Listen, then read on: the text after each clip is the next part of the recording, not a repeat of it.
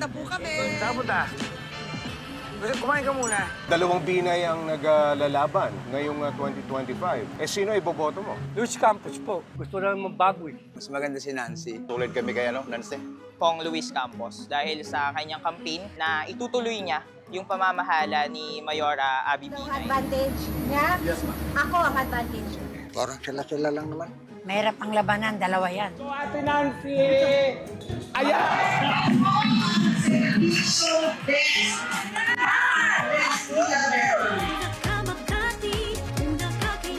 The first 50 na magko-comment dito sa post na to, madadala ko kayo. Nasaan na yung sweet corn? Ano ba yung sweet corn? Dito yung sweet corn. Hindi ko namin alam kung sino talagang ano dyan. Gawing makakarapat dapat mga umupo. Wala na akong babanggiti kasi hindi yung basta siya na yun.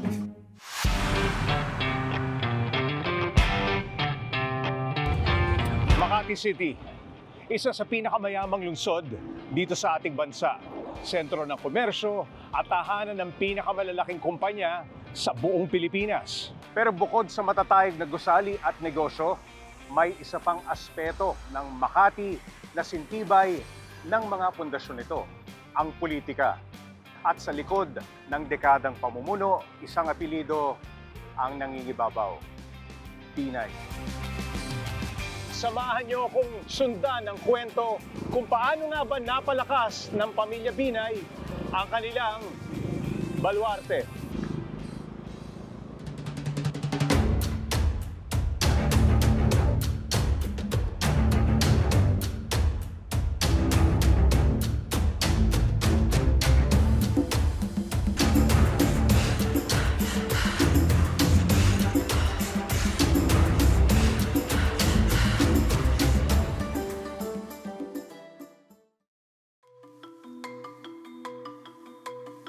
Ang kwento ng political dynasty dito sa Makati ay nagsimula taong 1986. Si Jejomar Binay, isang human rights lawyer, ang itinalaga ni dating Pangulong Cory Aquino bilang acting mayor ng lungsod ng Makati. Mula noon, hindi na nawala ang pangalang Binay sa lungsod. Mula kay Jojo Binay, lumawak na ang impluwensya ng pamilya. Naging mayor din ang kanyang asawa na si Elenita, pati na ang kanilang mga anak na sina Junjun at Abby. At ngayon, mayroon ding Binay sa Senado, si Nancy Binay na nasa huling termino. Dahil 3 dekadang hinawakan ng mga Binay ang Makati, hindi na nakapagtataka kung may hidwa ang politika sa loob mismo ng pamilya. Gaya na lamang noong 2019, noong tumakbo pagka-mayor ang magkapatid na Abby at Junjun. Isang makasaysayang labanan, Binay versus Binay.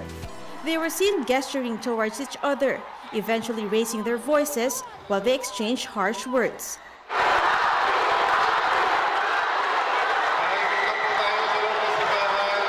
Nakita natin yan nung naglaban sila in the previous elections, which we thought were unthinkable in the past. As to whether naka-apekto ito, most certainly talagang affected yung personal relationships nila kasi hindi naman biro yung tumakbo ka sa isang halalan laban sa isang miyembro ng sariling pamilya. But I think at the end of the day, ang nanaig dyan yung statement din ni Mayor Jojo Binay at that time that it is the people of Makati who will eventually choose kung sino yung gusto nilang mamuno sa kanila. Dito na natin nakita ang epekto ng politika sa relasyon ng pamilya Binay. Ngayong 2025 elections, tatakbo sa pagka-mayor ng Makati, sina Senator Nancy Binay at Congressman Luis Campos, na asawa naman ng kanyang kapatid na si Abby. Ang dala ko po ay serbisyo, Makati! Naglingkuran ang buong Pilipinas! Nancy Binay! Masalimot ang relasyon ng pamilya Binay sa usapin ng politika. Pero hindi natin maialis na sa kanilang pamilya pa rin iikot ang kapangyarihan ng lungsod. Napakasarap tumira sa Makati, lahat libre. Pati mga ospital, mga gamot, pag-aaral ng mga bata, libre lahat. Lahat po ng pangangailangan ng student is napoprovide ng City of Makati. Totoo po talaga yung service nila. Bakit kaya gano'n na lamang kalaki ang nakuhang suporta ng pamilya Binay mula sa Makati Zen? Mabuti pa, sundan na lamang natin ang pangunahing benepisyo at polisiya kung bakit sinasabi nilang ganito kami sa Makati.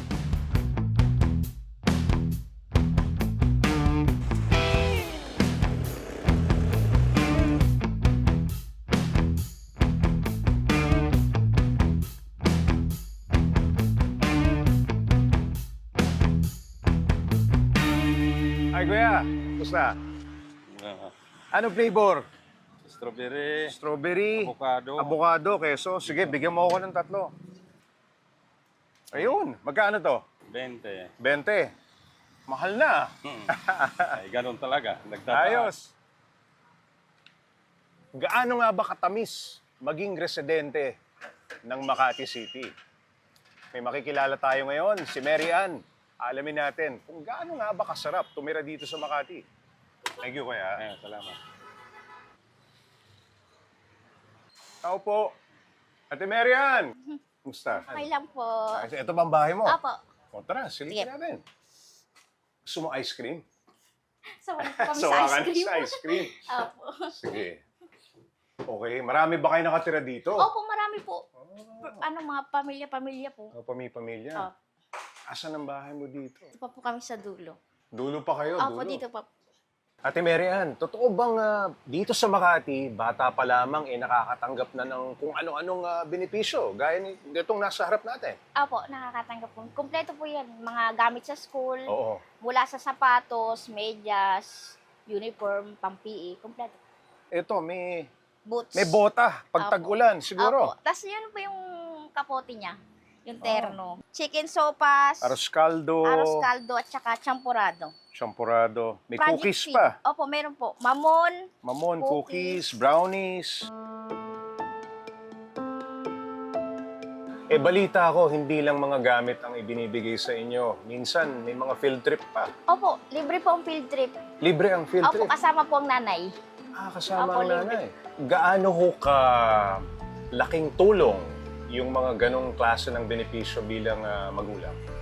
Sobrang laking tulong po kasi wala po kami masyadong ginagastos eh. Oo. Libre po lahat, wala kaming problema. Libre po yung palinis ng ngipin, bunot, pustiso, tsaka pasta, libre po.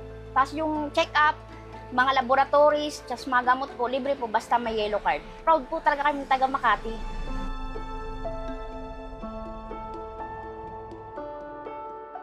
Ito pala. Sino itong mga kaibigan mo? Ha? Mga kapitbahay ko po. Kapitbahay. Ano pong pangalan nyo? Ako po si Penny Rose. Ako po si Arlene. Ate Arlene. O kayo madalas na magkakasama dito? Yes po. Oo. Lahat ba kayo yellow card holder? Yes po. Nasaan yan? Pakita. Yes po. Kahit mga asawa-asawa po. Ayun, lahat.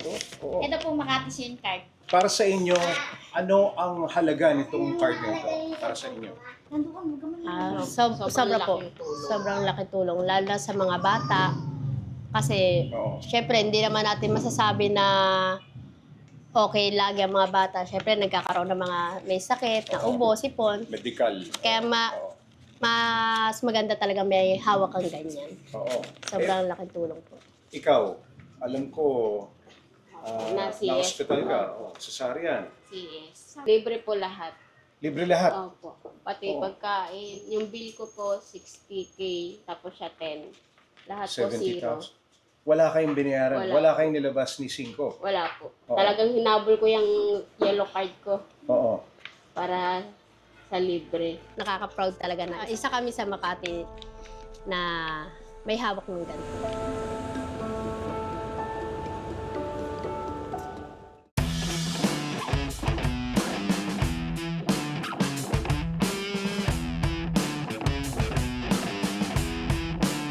Alam niyo mga paps, nung makausap ko itong si Mary Ann, labis na lamang ang kanyang pagmamalaki dun sa kanyang yellow card. Malaking tulong daw ito kapag botante ka ng Makati. Pero ano nga ba itong yellow card? Paano ang proseso ng pagkuha nito? At paano ito nakatutulong ng malaki sa mga Makatizen?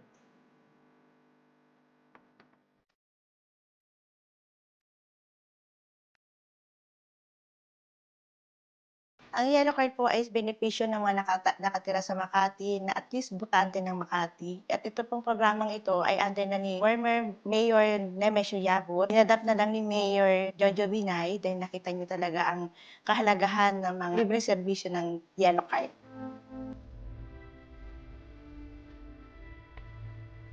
Kapag po hawak ng yellow card ng isang kliyente, ano man ang sakit niya, pupunta lang sa ating health centers o sa ating hospital ng Makati, papakita lang ang yellow card, nakasama dito ang kanilang mga dependent na pwedeng ma-avail ang serbisyo ng Makati. So, ito yung aming voters verification, yung COMELEC. Dito natin makikita kung individual na kumukuha ng yellow card, botante at lehitimong botante ng Makati. Ayun, kung may kakilala ako halimbawa, katrabaho ko, pwede nating ma-verify Yes na kung po. taga Makati siya talaga, Yes po. ano? Yung So, ito- Eduardo Lingaw, i-search ka natin, Eduardo Lingaw. Meron po, sir. Meron. Ayun nga, ano, kumpleto. So, voters list. Apo. Ito pa, pag inisya na namin ito, naka-menos na si client ng 75 pesos sa pag-request ng COMELEC certificate.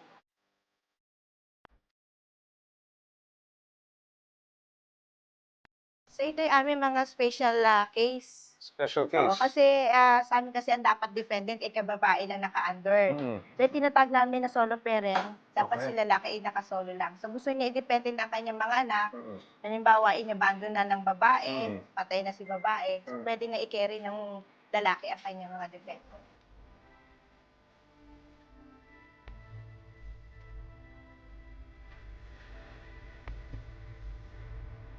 Napag-alaman natin mga paps na ang isa sa pinakamalaking benepisyo ng pagiging yellow card holder ay ang madaling access sa serbisyong pangkalusugan.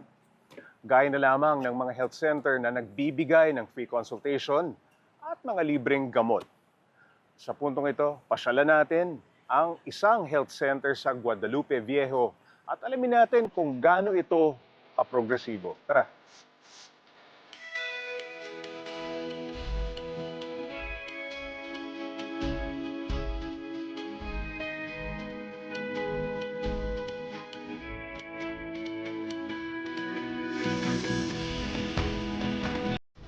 Oh, Miss Alma. Hello po, good afternoon po. Good afternoon Nurse Alma po. Nurse Alma. Yes Oh. po. Kamusta po kayo? Mabuti naman po, sir. Ito ho ang health center niyo. Parang Yes hospital po. lang. Yes po.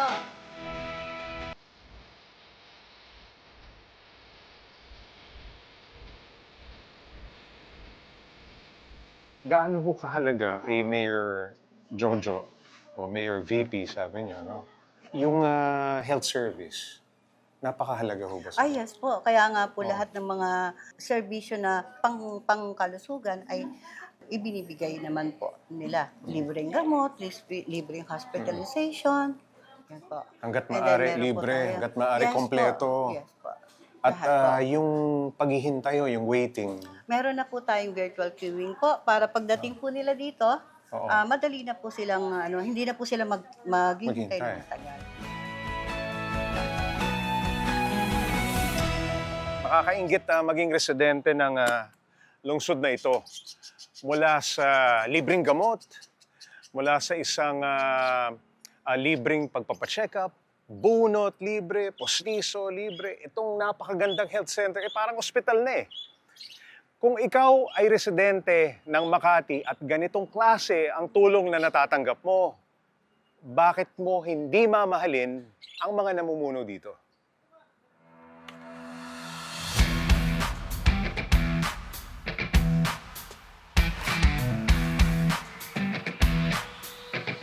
Maliban sa mga serbisyong medikal na nakukuha sa mga barangay health centers, isa sa malaking benepisyo na nakukuha sa pagkakaroon ng yellow card ang libreng pampaospital sa ospital ng Makati.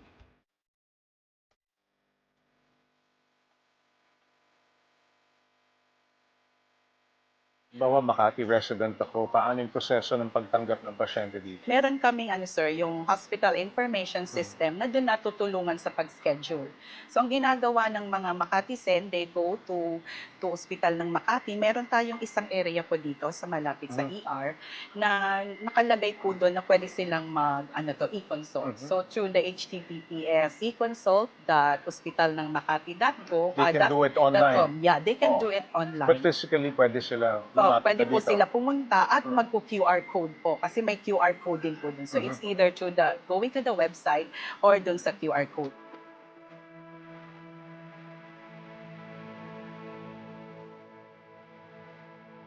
Sa hospital na Makati, anong covered pagka may yellow card? Lahat po, halos lahat siya. Mula 5,000 na pa. Kahit million pa po ang abutin ng kanilang expenses dito sa aming ospital, 500 lang po kaya ibibigay nila sa amin. Yun. Paano kung walang yellow card ng isang Makati resident? So wala rin pong problema hanggat ang aming pasyente ay meron naman po kaming social service na tinatawag. So pwede namin ilapit yung kanilang bayarin sa aming social service at then doon po kami mag-gauge kung magkano po yung amount na kanilang na-consume dito sa aming hospital.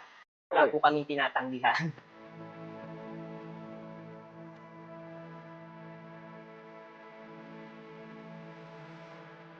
Bukod sa living ko, marami pa pong living sa kami.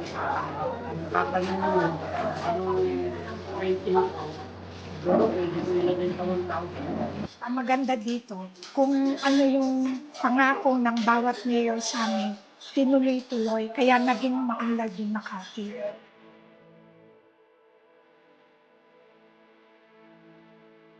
Mga Pops, nakakabilib yung atensyong medikal na ibinibigay ng Makati sa kanyang mga residente.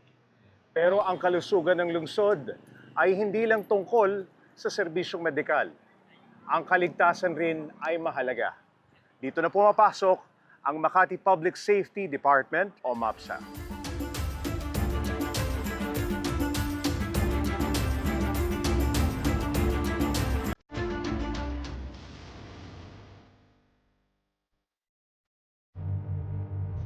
Alam niyo ba mga Paps, na sa Makati, isa sa pinakamatinik magpatupad ng disiplina ay ang tinatawag na Makati Public Safety Department o kung tawagin ay MAPSA. Ngunit sa likod ng kanilang uniforme, paano nga ba nila ipinapatupad ang kanilang tungkulin sa isang syudad na patuloy ang pagunlad?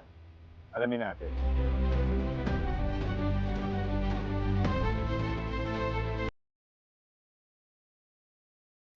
Morning po, Sir Jay. Manong Red.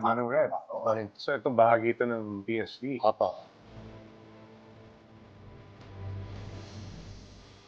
Kailan mo nagsimula ang MAPSA? Actually, ang MAPSA po was started in 1986 during EDS Revolution.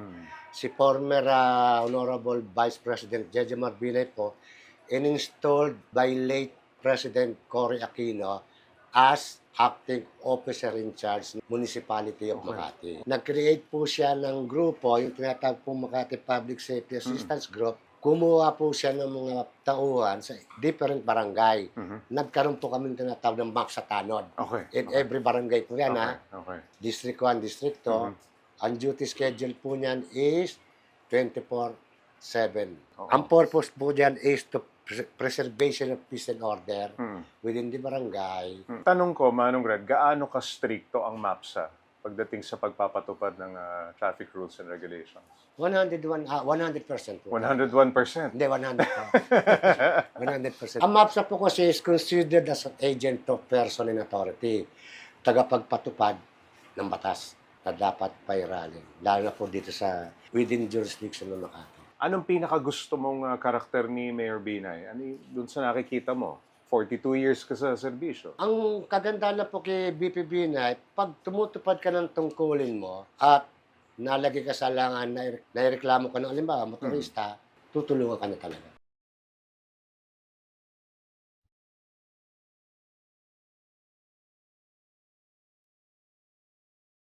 Base sa pakikipag-usap natin kay Manong Red, hindi pala talaga madali ang nagiging role ng MAPSA simula nung hawakan nila ito noong 1986. Bukod sa pagsasaayos ng trapiko, nakaatang pa sa kanilang responsibilidad ang pagpapanatili ng peace and order. Hindi madali yun. lalo kang nagiging bukas sa mga kritisismo at yung mga pagpuna sa pamamaraan ng pagpapatupad ng disiplina dito sa Makati.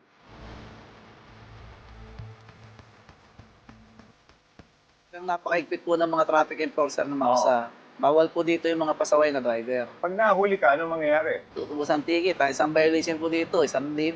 Sa mga mata ng Makati Zen, malaki ang naging impluensya ng pamumuno ng mga Binay dito sa lungsod. Mula sa mga programang pangkalusugan hanggang sa seguridad. Ngayong halalan, ang tanong, mananatili ba ang kanilang tiwala o oras na para sa pagbabago? Ngayong mag-i-eleksyon na, ano tinitingnan mo sa kandidato? Yung pinakinabangan namin, ng pandemic, kung sino yung tumutulong sa amin. Pero magka-kamag-anak, ano? Well, usually, normal naman kahit sa man lugar, mayroong ganyan. Mahirapan ka magdesisyon? Oo, tingin mo? mahirapan. So, abangan na lang namin yung mga talumpati nila. Kaya po kami tumatakbo para siguraduhin na itutuloy ng isang Luis Campos at Kid Peña ang lahat ng aking naumpisahan. Buo aking suporta sa aking panganay na si Nancy Binay. Mahirap ang labanan, dalawa yan. Siyempre, kung sino yung namumulo, yung pa rin. Para hindi na mabago kasi mababago pa eh. Tapos tayo boboto. Gusto lang magbago eh. Mas maganda si Nancy. Mababago ng Makati pag si Campos na. I would say Luis Campos ako. Mas malakas yung boses ni Luis based on the history na nag-serve siya as congressman rather than the other person na tumatakbo. Solid kami kay Nancy. Kailangan mas mabilis, mas magaling. Kailangan better. Campus service is better. Hindi na pwedeng palitan ang Binay. Alam niyo po si Kong Luis, madali po talagang lalapitan yan. Binay ang best sa Makati.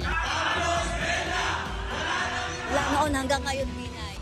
Kung ako pamimiliin mo, talagang ako, Binay pa rin ako. Di ba? Kaya lang, asawa kasi ni Abigail yung tumatakbo. Kaya ako, hindi ko sinasabi na, hindi dito tayo, hindi. Kundi, nasa pasya pa rin ng ating mga kababayan na taga Makati. Na kung alin ang nasa puso nila at alam nila na makakatulong sa kanila at may respeto sila kay paring Jojo. Pero sa tingin ko ngayon, the demographics of the voters have already changed compared to the time of Mayor Jojo Binay. Ang mas naka-highlight dyan, in fact, is sino yung nakakapag-represent nung Binay brand of service that they have nurtured over the years. Whoever can represent those kinds of values, I think, yun yung pipiliin ng mga tao. Sana magkita-kita ho tayo dito habang kami ho yung mamamasyal sa inyo. Sama ko si Senadora Nancy. Morning, good morning. Kwento mo sa amin love life mo. Hindi naman siya Binay, di ba? Bakit? Ang Makati ba pag-aari ng iisang tao o isang pamilya? Magiging ibabaw yung pagiging pamilya namin. Isang lungsod, isang pamilya, dalawang magkalabang kampo. Sa eleksyon, pipili ang Makati. Isang mahalagang desisyon ito na magdidikta sa kinabukasan ng lungsod. Ang tanong, sino ang ilulukok nila na susunod na mayor ng Makati? At paano magbabago ang takbo ng lungsod sa papalit na liderato? Ako po si Jay Taruk at ito ang Baluarte.